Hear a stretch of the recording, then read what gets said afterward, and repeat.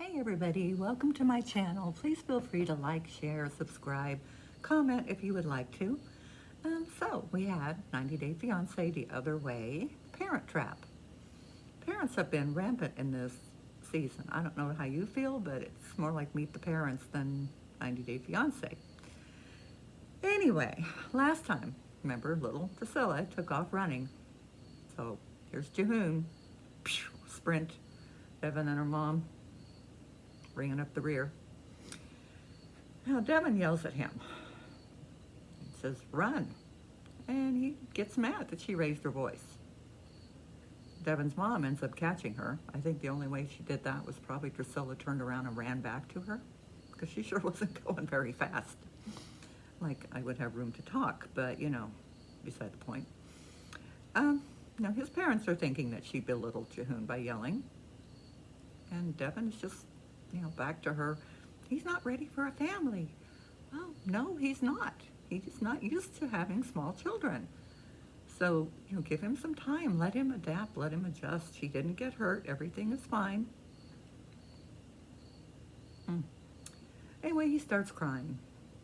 And, asks how she thinks he's feeling. I mean, he's got to feel like a total failure. Everything he does is wrong. And she has no sympathy. But he promises he's going to try to be a better dad. Well, that's something. I mean, at least he's trying, okay? Give the guy a break. So Benny and Ariella. Now, Benny's talking to his family, mostly about, the club. And apparently this club was a problem in his last relationship. You remember he had a child with an American, and she took the child and moved back. And, having him dancing every night with former girlfriends and playing drums on their butt. I guess that might have had something to do with it. I don't know, but I'm just guessing here. But he says, that she's different. As long as he's honest, it will be okay. I think he's almost like, if I tell her I'm sleeping around, it'll be okay. No. Okay, his family doesn't trust her because he lost the other baby, that way. The lady left and took her child. And they're afraid that Ariella will do the same.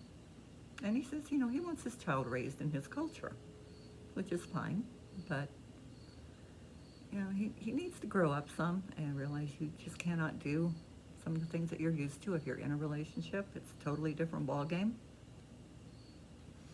Okay, Kenny and Armando, the last season or last show, we saw that they got engaged. Kenny proposed on one knee. They had people cheering, everything. Now, where they found these people in a homophobic area is beyond me, unless they didn't tell them. I don't know.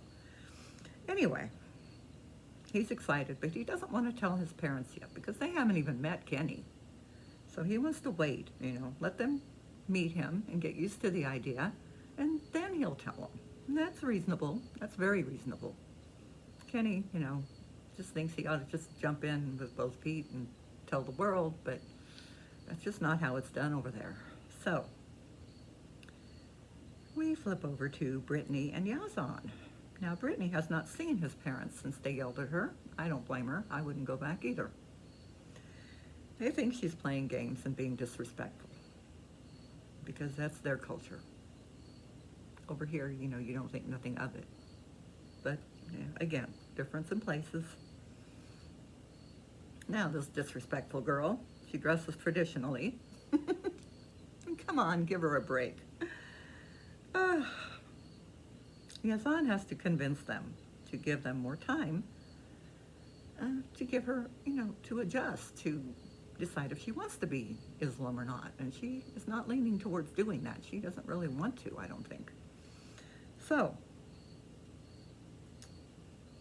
he says boyfriend and girlfriend are not permitted over there. So apparently you meet someone and you decide right then and there you're going to get married. You don't know each other. Of course, they do marry cousins, so I guess they would know each other somewhat. Okay. Sumit and Jenny. Now they're painting their house to save money since they have to pay his parents back for the divorce. Now, who is paying them back? Is it Jenny? Is she, footing the bill for this, or does he actually have a job now? Well, Sumit says that his brother Amit called and parents are ready to talk. He wants to go there, but she really doesn't want him to. You remember last time they met was at their home, and they grabbed him and dragged him out of the house. So she might be thinking, yeah, they're going to just lock him in a room somewhere and she won't see him again. And I don't blame her. She was very traumatized, and I understand that totally. You're in a strange country with people you don't know, and they go around and practically break your door in and haul out for your so-called fiancé because, you know, of a wife you didn't know about. Mm-mm-mm. The Summit says they don't approve of her, and it's the age thing again. They all want to have babies. I mean, come on. Why would she even want a baby at her age? Why start over? You have grandkids, you know, that's what you do. You don't try to raise another baby. Well, Benny and Ari are out walking, and he buys a scarf so she can go to church. He wants a baby and to be baptized in the church.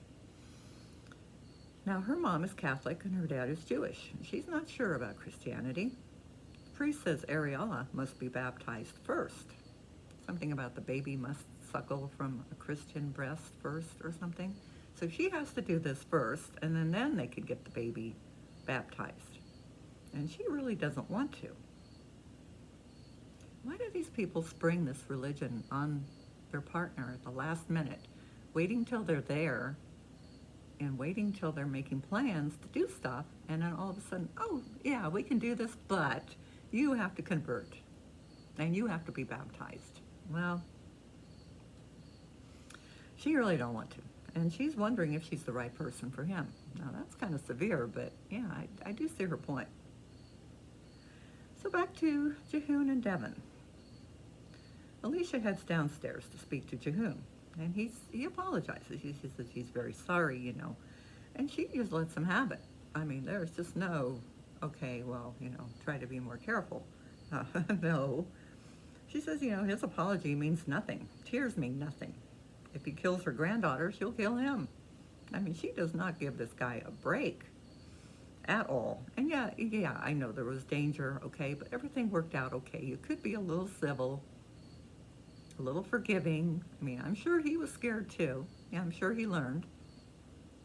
It doesn't hurt to tell a kid no. When they want to get down, just say, no, because the last time you ran out in the street, so no, you're not getting down. I'll just carry you. Phew. So Yaz and Brittany again, back at his parents'. Dad says if he likes her, they should get married. If he likes her? I mean, I like the gas station attendant, you know, he's very friendly, very personable. That doesn't mean I want to marry him. Yeah, I think you'd have to have a little more than like. But anyway. And she, of course, isn't understanding, again, a word they're saying. And he says he wants to teach her Islam and be sure it's what she wants. And her father's coming at the end of the month, so wait till then. So the father finally agrees. And Brittany says she loves them and she wants to learn about the culture, and she apologizes to the parents. So now they bought some time, the end of the month. I don't know where they're at in the month, but you know, it's going to take longer than that because she still has this divorce that she has to file. Yeah, but they don't know about yet. I can imagine the way they act now. I can just about imagine what's going to happen when they find out about that one. But that was all for this week, so we will find out what happens next time. Thank you. Bye, all.